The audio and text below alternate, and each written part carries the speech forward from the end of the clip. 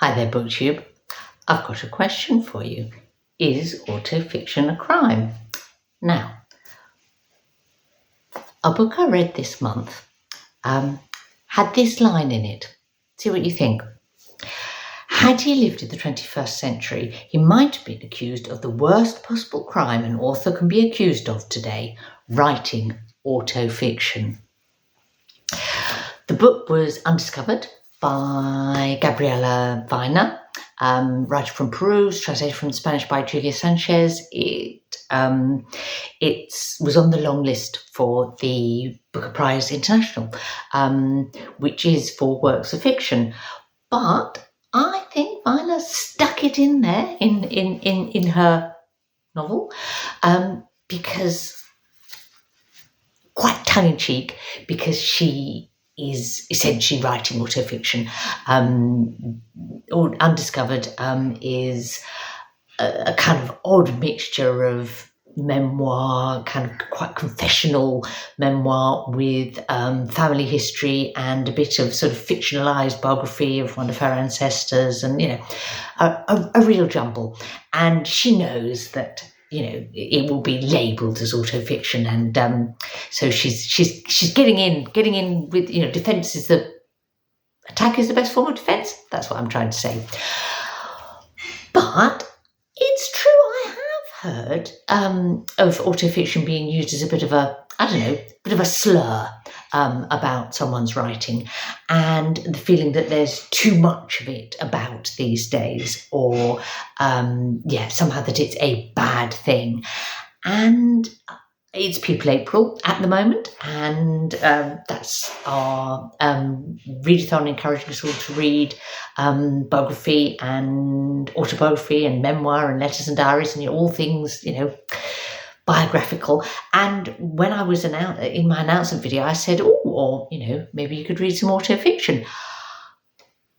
Was I committing a crime by suggesting this? Well, I thought I'd kind of put the case for and against and see what you think. So, what's the case for autofiction being a crime? What are the things that we could hold against it? You could argue that it's the recourse of writers who want to write a novel, but they can't quite be bothered to come up with an original plot or some interesting characters, so they just draw on themselves and their own life instead. Or, they don't want to do the kind of research or the creative thinking and effort of the imagination to write about lives other than their own. Or maybe they've been sort of taken the write what you know advice from MFA programs a bit too literally, or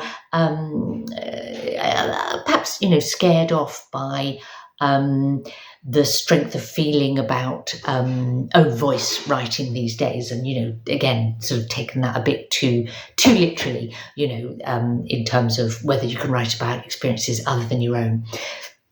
All that would be a bad thing, I guess, if we really think that's true. I mean, equally, you could say that it's the recourse of writers that what they want to do is write a memoir, but they think it'd be more marketable if it's, in theory, can be filed under fiction in the bookshop, or that a publisher would be more likely to pick it up. Is that true? I don't know, but maybe you might think that, and that would be a bit of a poor way to plan how you write your novel, wouldn't it? Or your memoir. It could be that it's to avoid getting into trouble,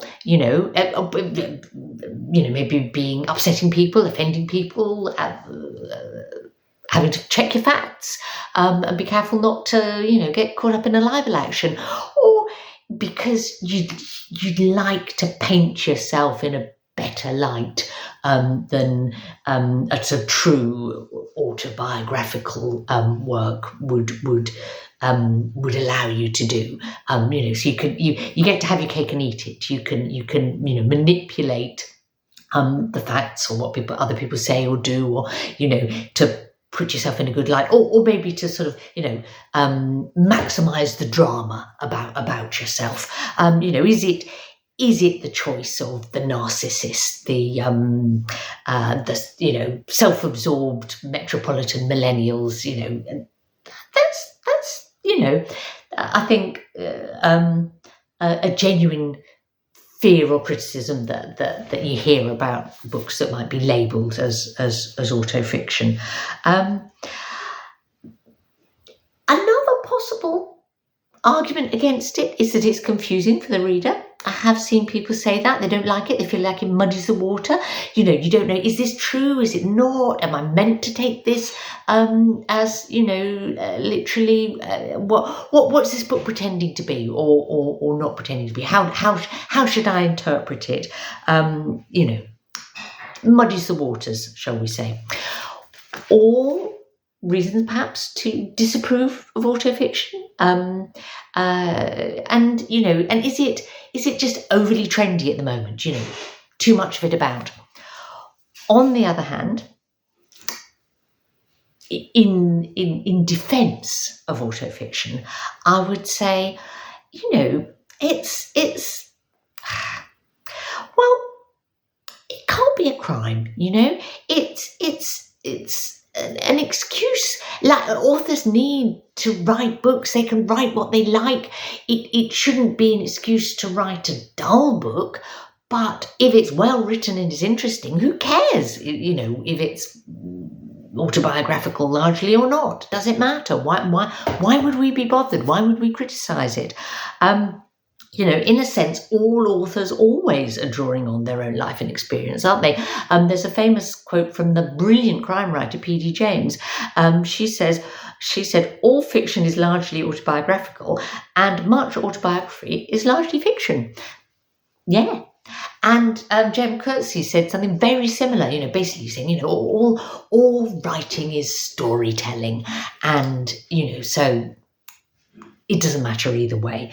And I think often the autofiction label is one that other people, put on work rather than author necessarily describing it that way themselves. I know women authors in particular say that the commonest question they get asked about their book will be, is it based on your own life? Is this based on an experience that's happened to you? Is this something that happened to you? Is that, and almost like it's a way of get in first.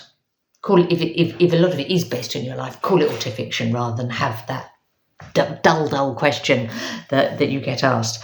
It subverts that, I suppose. And, there are writers that say one of the reasons for writing autofiction rather than memoir is to protect themselves a little, to I suppose reduce your vulnerability to having a lot of unpleasant personal criticism thrown at you, and unpicking of your life, as it were, in public. Although you could say that's the risk, if you write, you're putting yourself out there, aren't you? But yeah, essentially, yes, it's either way, it's still storytelling, and either way, it's writers write about something that is in their heads, and the act of taking it from their head and putting it on paper means that they are putting themselves into it, whether it's called autofiction or not. And even if it appears to be, I don't know, about science, fantasy or science fiction or crime, as P.D. James wrote. The other thing that I would say that, against the sort of autofiction is a crime kind of attitude is that, basically, it's not new. It's always been around. I mean, the term autofiction was apparently coined in 1977 by French writer Dabrowski, but there've always been autobiographical novels. David Copperfield is the most autobiographical of Dickens's novels. Somerset Maugham's of Human Bondage. He is well known to be predominantly autobiographical, particularly the first three quarters of it. Say, again and again, you'll see it. The Lover by Marguerite Duras, brilliant novel. Absolutely, if she wrote it today, it would definitely be marketed as autofiction. Oranges Are Not the Only Fruit, Jeanette Winterson. She subsequently published a memoir that is, so you can see the difference between her autobiographical novel and her actual autobiography. But there was a case of it being a safer way to write something that was absolutely worth writing, but would have been difficult at first. At that stage in her life to have written as an actual memoir, and would have caused so much distress to people close to her, I guess. And essentially, it's as rich in possibility as any other fiction, isn't it? Autofiction. I'm not personally interested in reading something like Karl Ove Knausgard's, sequence of novels that are, autofiction, autobiographical, that go into the minutiae of daily life. That doesn't interest me. But they are artistically interesting, and some people love them, so that's, it's more like personal choice.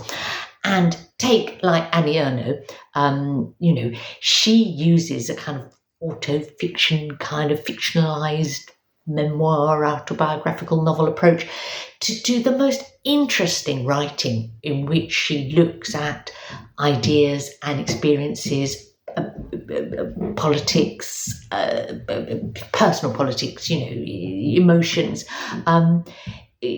through that mechanism, in a way that she couldn't if she literally wrote memoir. But she's being honest that this is not pure fiction. It is drawn from her life, and she got a Nobel Prize for Literature. So how can it be a crime? And Rachel Cusk would be another example. Something like Outline.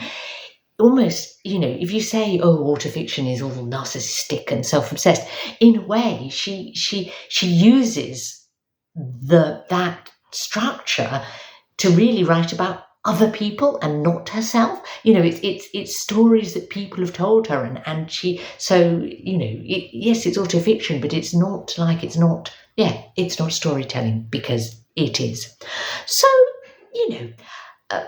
on balance, I would say I'm quite positive about autofiction. It can be. You get rubbish books of any kind, can't you? You could get boring, self-absorbed people who somehow get published, who can't write a decent sentence and can't tell a decent story. And if it happens to be autofiction, it's almost that gives autofiction a bad name. But I like books that muddy the waters between artificial genres. I enjoy a book that might have some memoir and some fictional elements, and some more sort of factual, some history or nature writing or geography or politics. Give it to me, I'll lap it up. One of my favourite books ever, W.G. Sebald's Rings of Saturn, is a beautiful example of that kind of work. So that's me. My conclusion is no, autofiction is not a crime. Dull books are a crime, but they can come in, any shape or form. But what do you think?